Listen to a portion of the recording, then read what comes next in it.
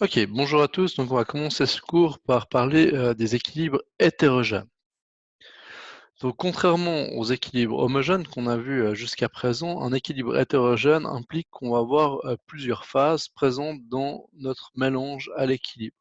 Donc, on va pas uniquement avoir des réactifs et produits sous forme aqueuse, où ils sont tous aqueux, ou tout sous forme gazeuse pour un équilibre de gaz, mais on peut avoir un solide ou un liquide, par exemple, qui apparaît entre les réactifs et les produits de l'équilibre chimique.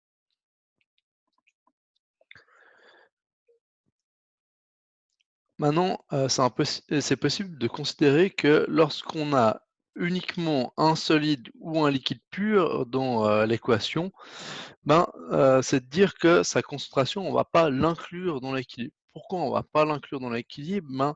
Un solide ou un liquide, à proprement parler, il n'a pas de concentration partielle ou de pression partielle.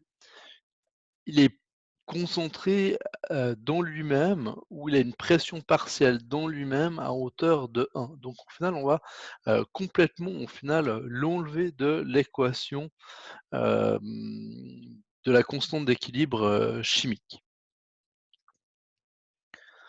Donc on va dire que si on a un solide ou un liquide, dans l'équation, qu'importe que ce soit sa concentration ou sa pression partielle, on va, lui mettre, une valeur de 1 pour sa concentration ou pression. Si je prends un exemple concret pour cet équilibre, hétérogène, ici, si on regarde l'expression, normalement, on aurait dû dire que le Kc pour cet équilibre ici présent, ça va être égal à la concentration de Li+. Normalement, j'aurais plus besoin de préciser, mais à chaque fois, on parle de l'équilibre élevé au carré, puisqu'on a un coefficient 2 devant le lithium, fois la concentration de CO3 2- à l'équilibre. Il a un coefficient 1, donc on ne vient pas mettre de puissance haute puisqu'on a une puissance de 1. Divisé normalement par la concentration de LiCO3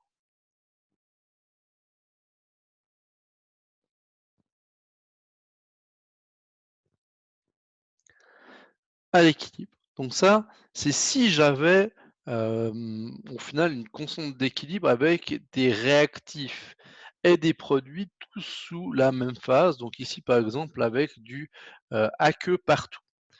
Ici, on se rend compte qu'on n'a pas du aqueux partout. Effectivement, j'ai quelque chose d'hétérogène puisque j'ai présence ici du solide.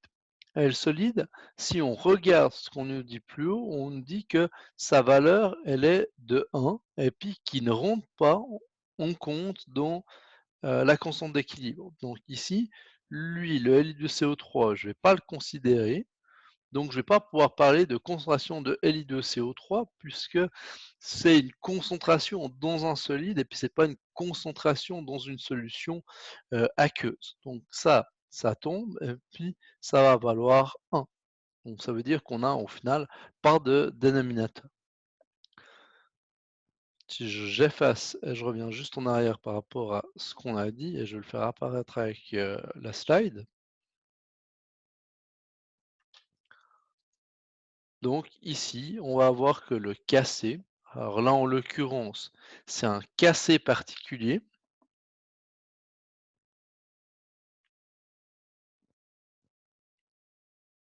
C'est un Kc de saturation.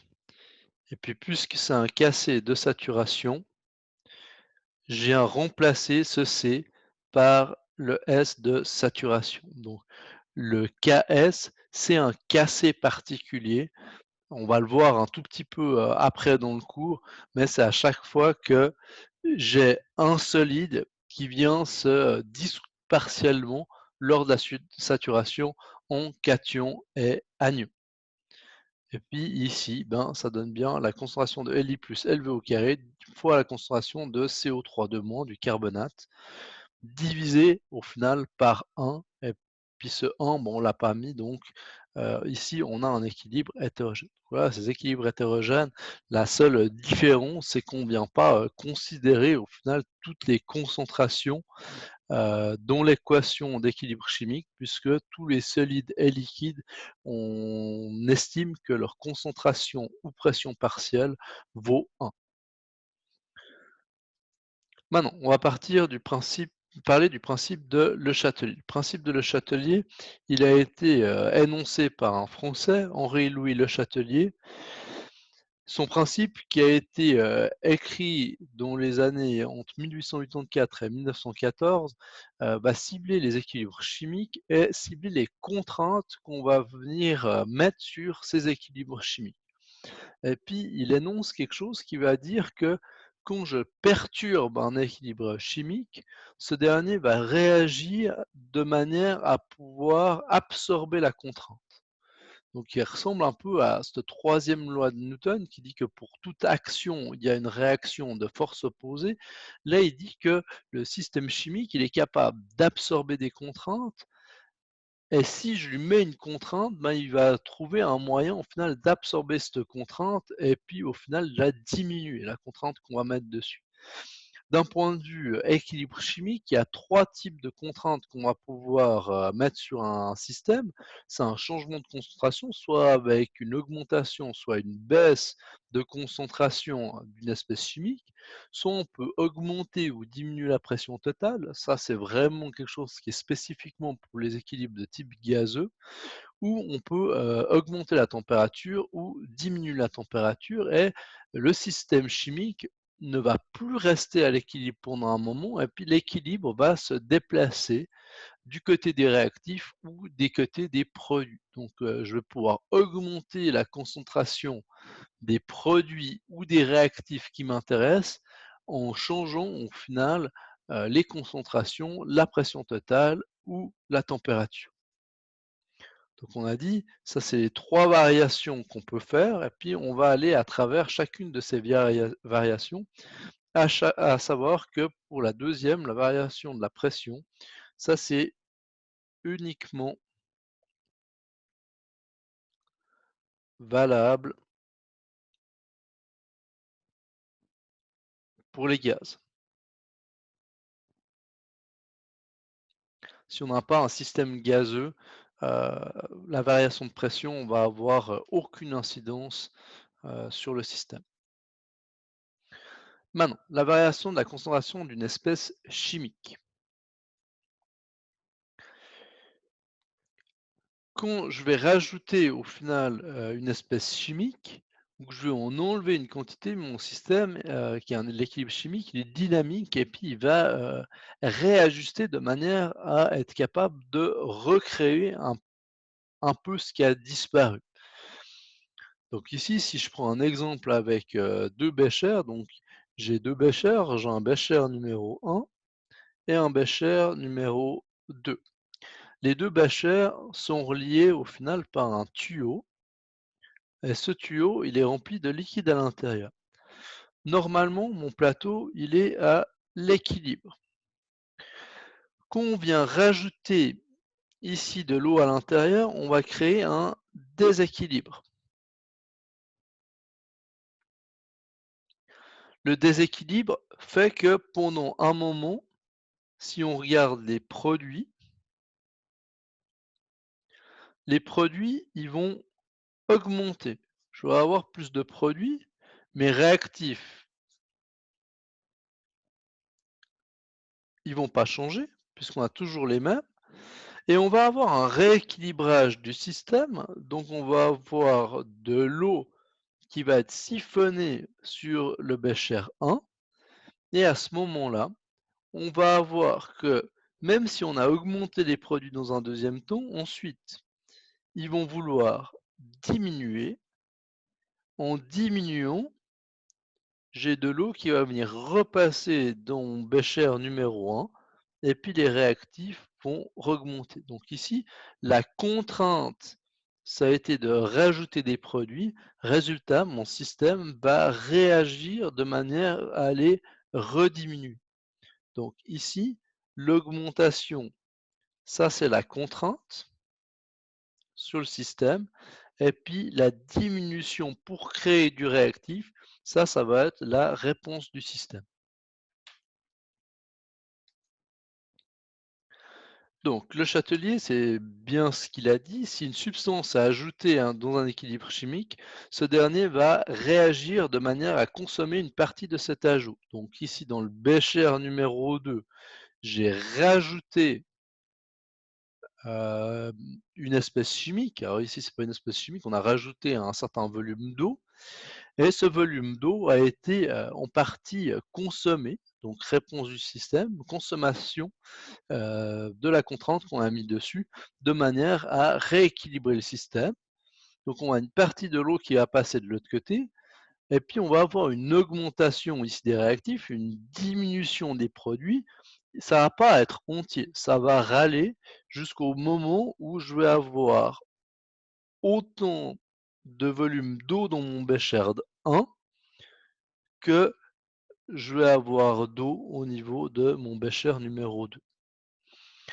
Au contraire, si par hasard, j'avais diminué encore la quantité, ici d'eau dans le bécher 1, à ce moment-là, mon système aurait réagi de manière à venir remettre de l'eau dans le bécher numéro 1. Donc si j'avais diminué, j'avais enlevé de l'eau ici de mon bécher 1, on avait pris de l'eau, à ce moment-là, mon système serait aussi venu se redécaler du côté des réactifs et il y aurait eu de l'eau qui aurait été resiphonnée du bécher numéro 2 en direction du bécher numéro 1. Donc là, c'est un peu la représentation physique avec 2 béchers de ce qui va se passer au niveau d'un système chimique.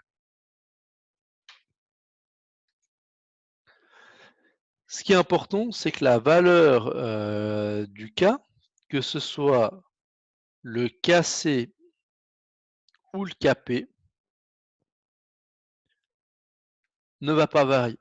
On va pas avoir de changement de la constante d'équilibre. La constante d'équilibre, elle est fixe pour une température donnée. Donc, le seul moment où ma constante d'équilibre va changer, c'est si par hasard je chauffe ou je refroidis mon système. À ce moment-là, je suis plus à la même température et puis la valeur va changer. Tant que je ne change pas la température ni la pression, tant que je ne change pas la température, mon Kc et mon Kp ne vont pas varier.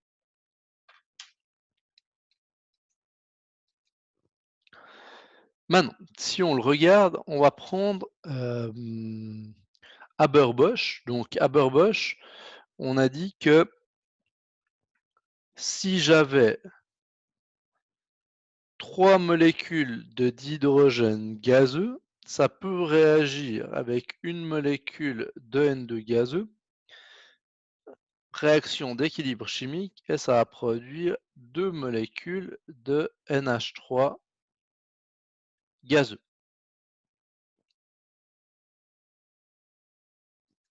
Donc ici, on a un certain nombre de concentrations ou de pression partielle, pour le cas ici qui nous intéresse. Si je regarde le Kp, pour mon système chimique, le Kp, ça va être la pression du produit, donc de NH3 élevé à la puissance 2, divisé par la pression de H3H2 élevé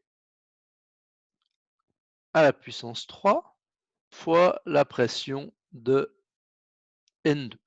Donc ici, on me dit que mon système avec cette pression partielle de H2, cette pression partielle de NH3 et cette pression partielle de N2 est à l'équilibre. Donc ici, cette constante d'équilibre est respectée puisqu'on a un système, on nous le dit, qui est à l'équilibre. Maintenant, je vais venir attribuer une contrainte sur mon système. Donc la contrainte ici qui va être appliquée sur le système, ça va être une augmentation de H2.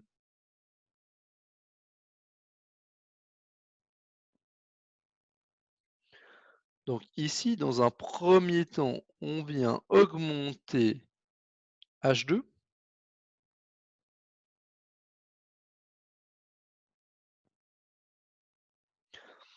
J'ai pas changé N2, j'ai pas changé NH3. Maintenant, la question, c'est comment va évoluer mon système. Donc mon système, il va vouloir, on lui a attribué une contrainte dessus et il va vouloir se rééquilibrer. Pour se rééquilibrer, il va vouloir consommer la contrainte. Donc maintenant, on a plus de H2 de ce côté-là. Donc mon système va évoluer de manière à produire des produits. Donc, dans un deuxième temps, le H2 va rediminuer. Le N2, il va diminuer puisque mon système, il évolue du côté du NH3. Et puis, je vais avoir le NH3 qui va augmenter. Maintenant, ils vont augmenter en fonction des coefficients stoichiométriques. Donc lui, ici, il diminue de 3. Lui, il va diminuer de 1. Et puis, lui, il va augmenter de 2. Donc ici, si on regarde, mon H2, il a augmenté. Et puis maintenant, il va diminuer.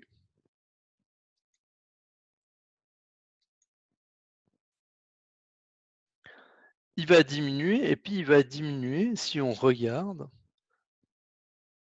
par rapport à ce niveau-là, le H2, il va diminuer ici de 3.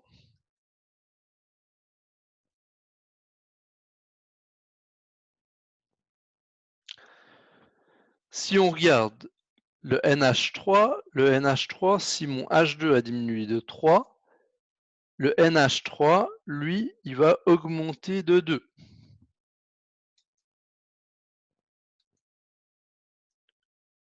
Il augmente de 2.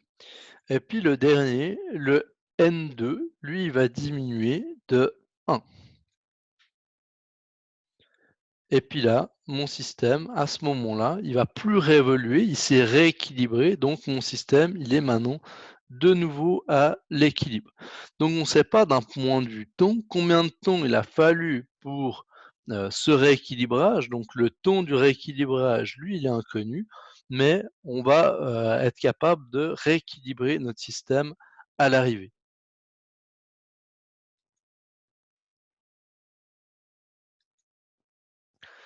Maintenant, si je pars avec, d'autres quantités de H2, NH3 et N2 au départ. Et puis cette fois, on va refaire exactement la même chose, simplement on va faire évoluer, mettre une autre contrainte.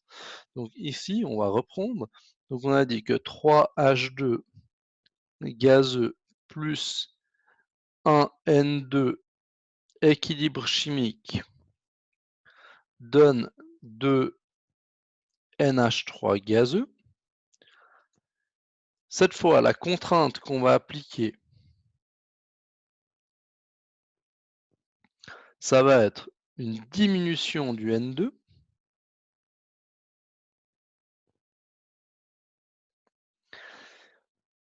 Résultat, puisque j'ai diminué le N2, mon système va se rééquilibrer en venant reproduire du N2. Donc mon système, il va évoluer de manière à consommer du NH3, de manière à venir remettre du N2 qu'on est venu retirer sur notre système. Donc on enlève du N2, le système chimique réagit de manière à en reproduire. Puisqu'il évolue du côté des produits jusqu'aux réactifs, ça veut dire que le NH3, lui, va diminuer, ça va augmenter ma quantité de N2, ça va augmenter ma quantité de H2. De nouveau, selon les coefficients stoichiométriques, 3, 1 et 2. Donc ça veut dire que mon H2, il va augmenter de 3, mon N2, il va augmenter de 1, et puis mon NH3, il va diminuer de 2. Donc là, maintenant, on est sur la contrainte, on a mis le N2. Le N2, on dit que dans un deuxième temps, donc il diminue, il est diminué ici, c'est mon côté rouge. Et puis maintenant, il va remonter, et il va remonter de l'équivalent de 1.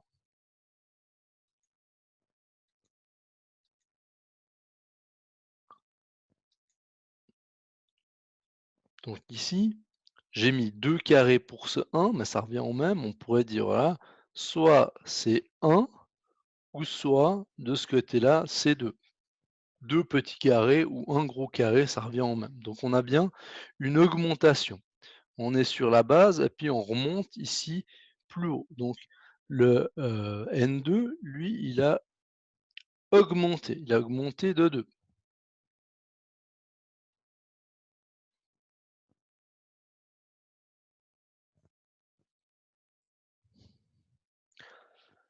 Si on regarde maintenant le NH3, le NH3, lui, il a diminué de 2 ou de 4 petits carrés.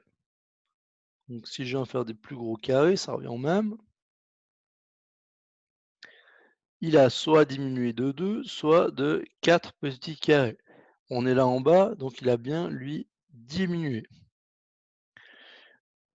Le H2, quant à lui, a augmenté et il a augmenté de 3 gros carrés.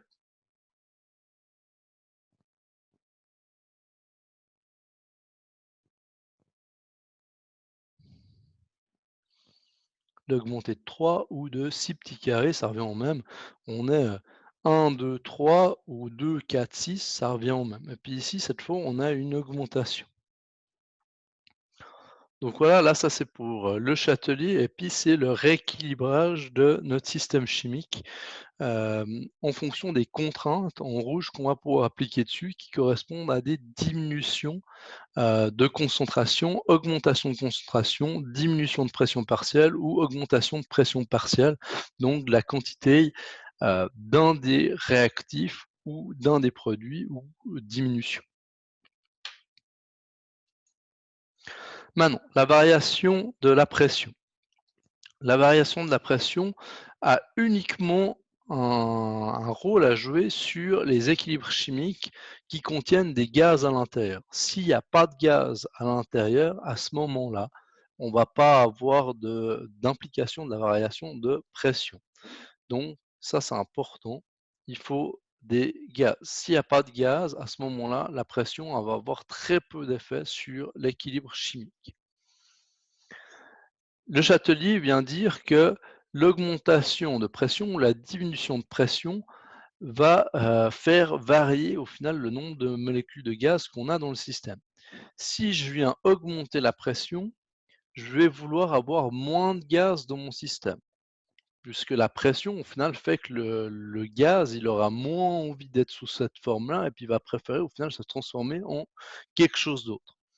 Donc si je mets de la pression ou je diminue le volume sur mon système, à ce moment-là, je vais diminuer la quantité de molécules de gaz dans mon système.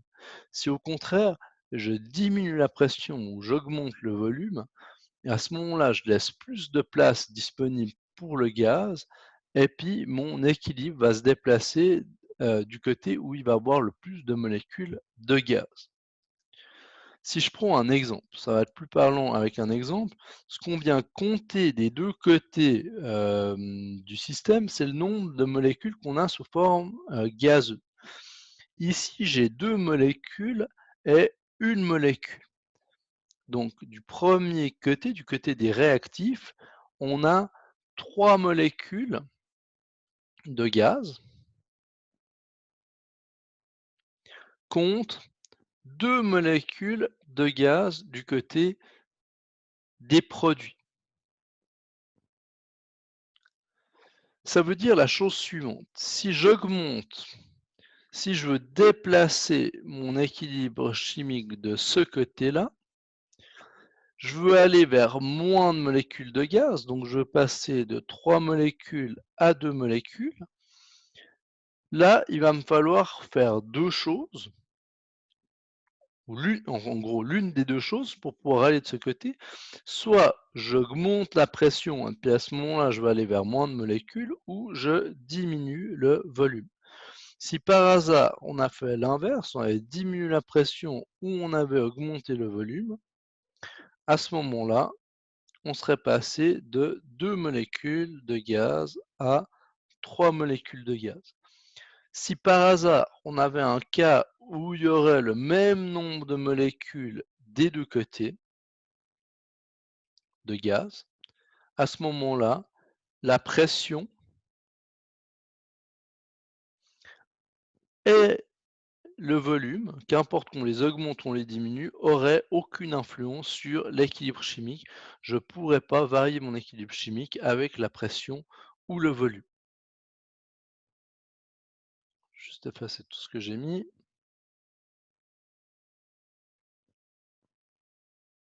Voilà. Donc c'est bien ce que j'ai dit. On a 3 molécules de gaz du côté des réactifs, 2 molécules de gaz du côté des produits. Donc, si je viens augmenter la pression, je vais me décaler du côté des produits. Même chose si je diminuais le volume. Et si je fais l'inverse, je viens décaler mon système de l'autre côté. Maintenant, la variation de température. La variation de température, cette fois, est capable aussi de déplacer mon équilibre chimique, soit du côté des produits, soit du côté des réactifs. Cette fois, le Châtelier dit que si la température d'un système augmente, ce dernier va réagir de manière à favoriser la réaction endothermique. Donc la réaction endothermique, c'est une réaction qui va diminuer la température.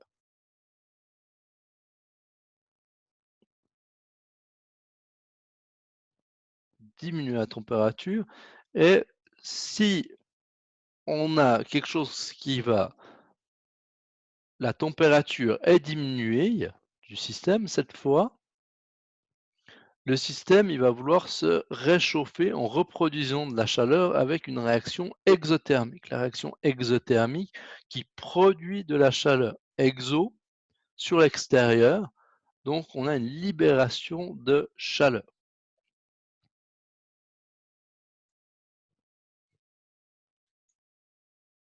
Et cette fois, la constante d'équilibre va changer puisqu'on a changé la température. Pour être capable de déterminer, maintenant quelle réaction va avoir lieu, on est obligé de parler de, l'enthalpie standard de réaction. Je vais rapidement arriver sur ce concept. Le but, c'est juste de faire un calcul via ce qu'on appelle la loi de Hess pour calculer si la réaction, elle est exo ou endothermique. C'est un Russe qui a développé cette loi, Germain-Henri Hess. Et Germain-Henri, il vient dire que va pouvoir définir la chaleur produite ou consommée par une réaction à des conditions standards ambiantes de température et de pression, donc 25 degrés Celsius et une atmosphère de pression. Et puis ça va permettre de calculer sa thermicité, savoir si la réaction elle est justement exo ou endothermique. Le delta HR, donc la différence d'enthalpie standard de réaction, se mesure en kilojoules par mole. Et on peut définir la loi de Hess comme suit. Donc, le delta HR, c'est le coefficient stoichiométrique des produits fois le delta HF des différents produits. Ça, on le trouve sur le tableau périodique. Et on vient les additionner, tous ces produits, les uns à la suite des autres. Et puis, on vient soustraire à ça l'addition des delta HF des différents réactifs. Si le delta HR, la réponse à la fin, elle est supérieure à zéro, donc nombre positif, ma réaction, elle est endothermique. Si on a une réaction endothermique, c'est une réaction qui va avoir tendance à diminuer la température de l'extérieur. Au contraire, si ma réaction, elle est exothermique, on va avoir une augmentation de la température. Maintenant, cette loi comme ça, elle parle pas beaucoup, donc je vais prendre un exemple concret pour expliciter cette loi. Si je prends la combustion du pentane, C5H12. Le pentane, si on équilibre la réaction chimique, on a la réaction chimique suivante. Et puis, on a deux côtés de l'équation. On va avoir les produits.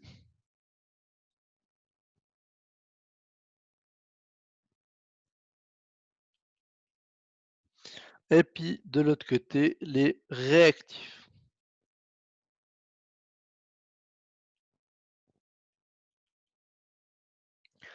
Donc S, lui, il dit la chose suivante sur sa loi. Il dit que le delta HR de la réaction, il est égal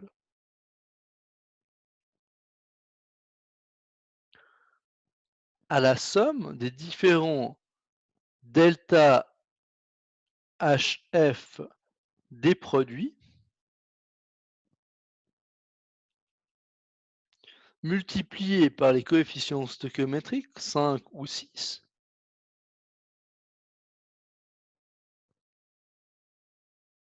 et puis on vient les additionner entre eux.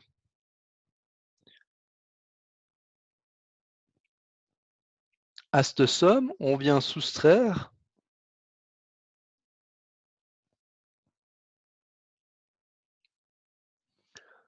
la somme des delta HF des réactifs fois leur coefficient stoichiométrique. Ce qu'il va falloir faire attention, c'est bien au signe. Je vais sommer tous ces delta HF des réactifs fois leur coefficient stoichiométrique. Et une fois que j'ai cette somme-là, elle va être enlevée à la somme de tous les delta HF des produits. Donc ici, coefficient stoichiométrique, au niveau des réactifs, on va avoir un 1 qui n'est pas nommé et puis un 8.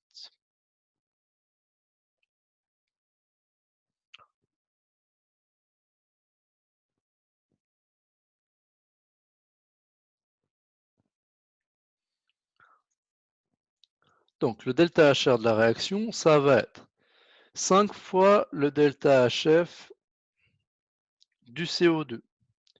5 coefficient stoichiométrique, delta HF, premier produit, plus 6 fois le delta HF, attention du H2O, cette fois gazeux, c'est aussi un produit. Maintenant, je vais à chaque fois mettre un moins devant chacun des réactifs.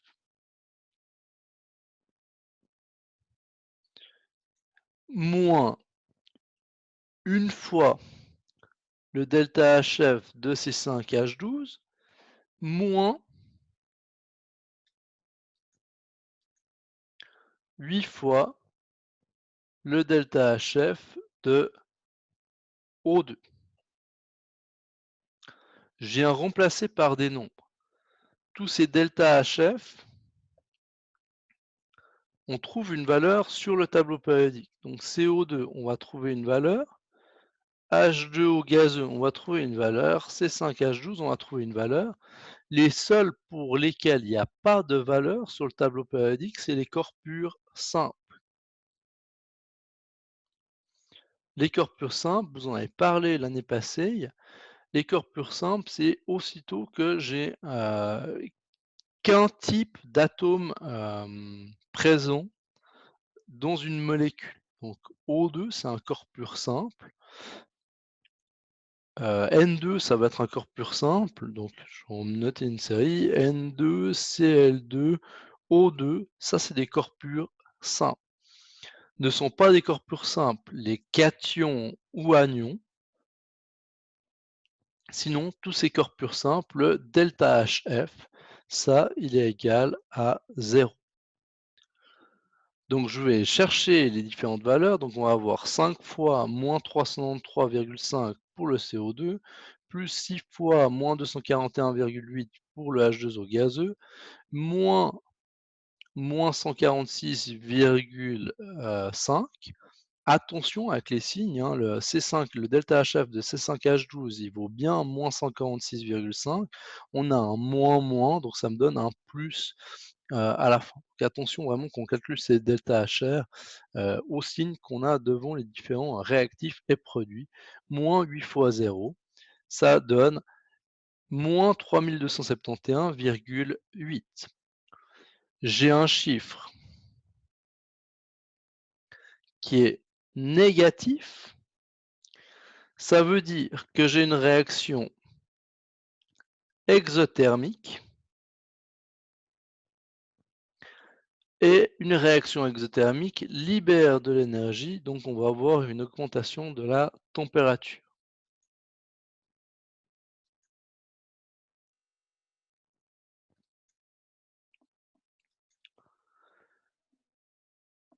Ici, dans un bécher d'eau, je viens mettre une éprouvette.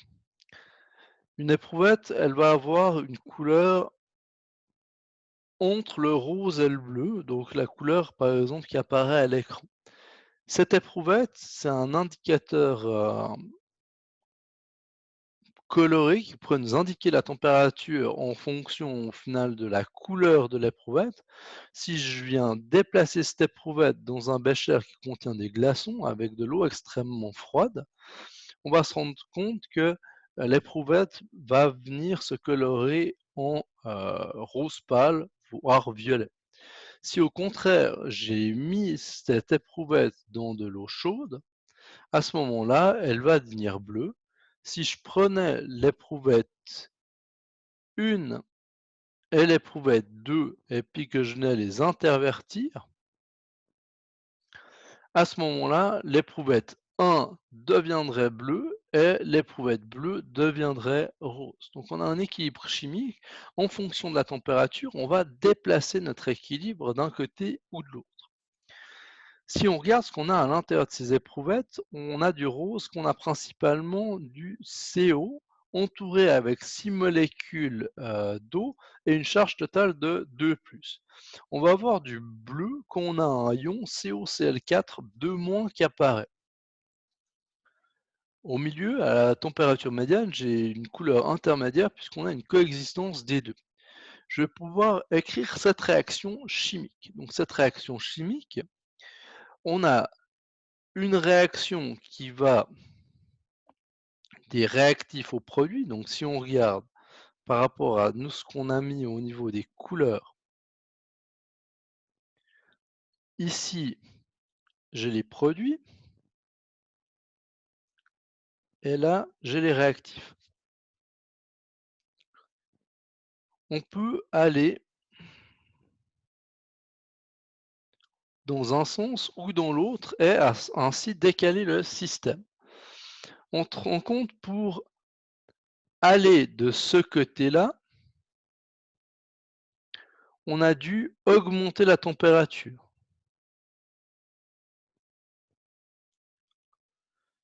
Donc pour aller de l'autre côté, j'ai dû diminuer la température. Le système va réagir à l'inverse. Si j'ai augmenté sa température, le système va vouloir réagir en étant capable de cette fois de la diminuer. Donc mon système va vouloir diminuer la température. S'il veut diminuer la température, ça veut dire qu'en haut, on a la réaction endothermique. Au contraire, si on refroidit le système, lui, il va chercher à se réchauffer, donc il va chercher à augmenter la température et faire la réaction exothermique. À ce moment-là, la flèche du haut est endothermique, la flèche du bas est exothermique. Donc ici, je l'ai déterminé par rapport aux résultats d'expérience. Dans les exercices, par exemple, on pourrait tout à fait faire l'inverse, donc c'est-à-dire pour cette flèche-là, au final, calculer avec le delta HR si cette réaction est exo ou endothermique. Si elle est endothermique, pour favoriser la réaction endothermique, il va falloir chauffer notre système. Pour favoriser la réaction exothermique, il va falloir refroidir le système de manière à ce que le système fasse exactement l'inverse de ce qu'on lui a fait subir.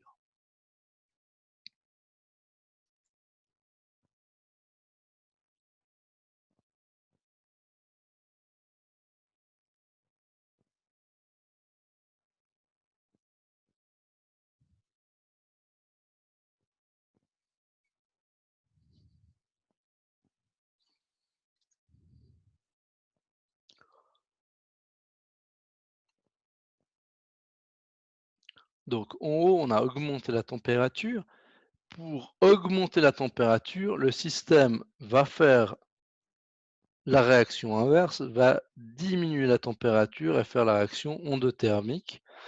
Si je viens refroidir le système, à ce moment-là, mon système va vouloir réchauffer et augmenter sa température en faisant la réaction exothermique. Si par hasard j'avais ajouté un catalyseur, le catalyseur, lui, il va avoir aucune influence sur la réaction puisque le catalyseur, il accélère la réaction, mais dans les 2 sens. Si je veux qu'un couple se rencontre plus facilement, je peux utiliser un catalyseur à couple, type application de rencontre, exemple Tinder. Ça va faire que je vais créer plus rapidement des couples. Mais Tinder va pas vous créer plus de couples, simplement il va augmenter la vitesse de création, des couples par rapport à une entité de temps. Il va pas, créer des couples s'il y a pas de célibataires. Tinder est incapable de créer des couples. Donc on doit avoir des couples et des célibataires. Tinder va pas les faire, s'entendre mieux et que ces couples marchent mieux, mais va augmenter au final la vitesse de rencontre entre les 2 réactifs qui seraient les 2 personnes célibataires de manière à créer un couple. Donc le catalyseur ne sert strictement à rien pour déplacer un équilibre chimique dans un sens ou dans un autre. Maintenant, dernière chose, on va parler de la constante d'équilibre de solubilité, qui est un cassé particulier. Donc ici, je vais peut-être le noter, c'est un type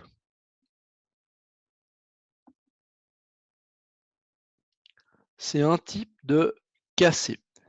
Et c'est un type de cassé spécifique pour un système hétérogène d'un solide dans une solution.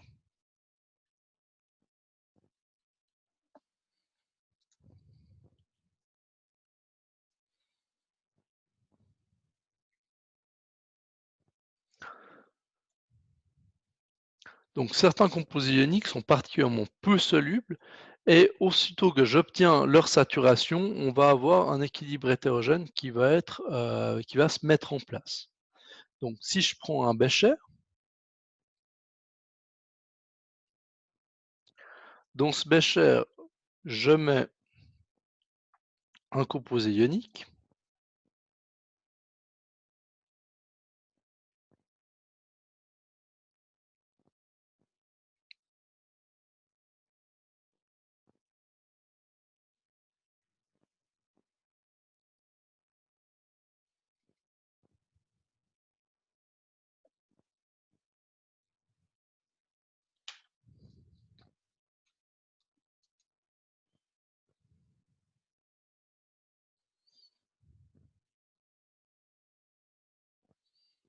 Donc j'ai un bécher avec de l'eau. Dans cette eau, on met un composé ionique.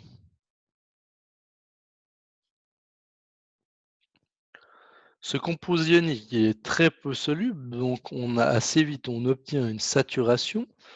On va avoir dans l'eau des cations et des anions. Ok, puisqu'une certaine quantité du composé ionique se sera dissous dans l'eau. Par contre, comme notre lac est à natron, on va avoir un équilibre chimique qui va se mettre en place. On va avoir en permanence des cations et des anions qui vont réagir ensemble de manière à reformer du composé ionique et du composé ionique qui va à chaque fois se redissoudre. À chaque fois que j'ai une fois la réaction qui se passe dans un sens, j'ai une fois la réaction qui se passe dans l'autre. Donc pour que j'aille un KS, il faut que j'aille saturation, d'où le terme KS.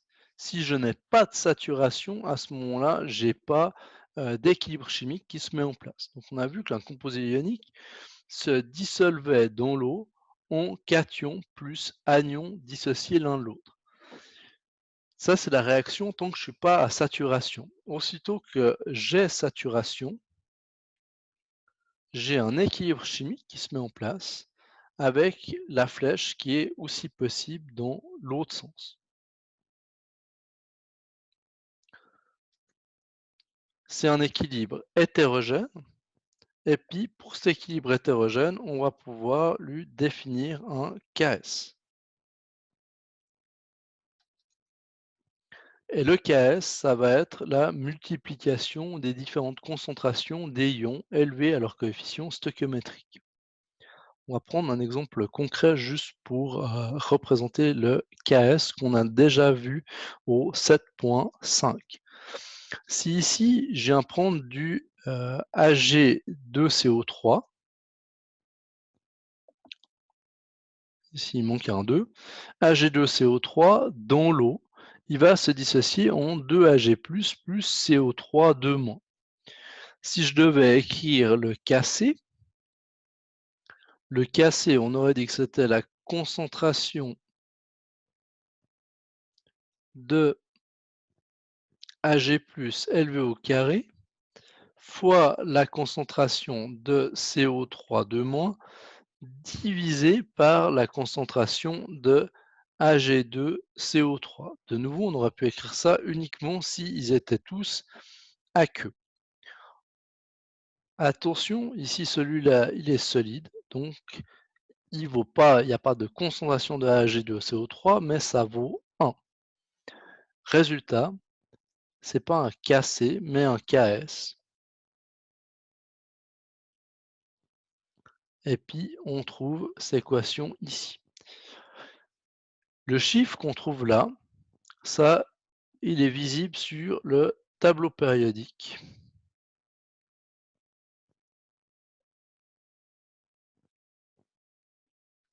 Au niveau des Ks.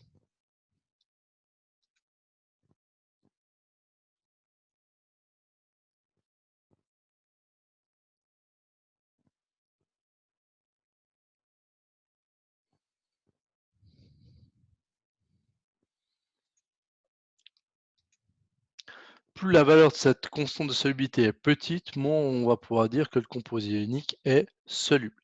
De nouveau, on peut faire un tableau d'avancement, ça vous allez le faire sur les exercices. Si on vient dissoudre dans une solution qui n'est pas de l'eau, mais qui contient déjà des composés ioniques, dissous à l'intérieur, il va falloir tenir compte des cations et des anions si dans la solution on avait déjà du Ag+ ou du CO3 2- déjà présent. À ce moment-là, on diminuerait largement la quantité qu'on va pouvoir dissoudre de Ag2CO3 à l'intérieur d'une solution qui contient du Ag+ ou du CO3 2- par rapport à une solution d'eau.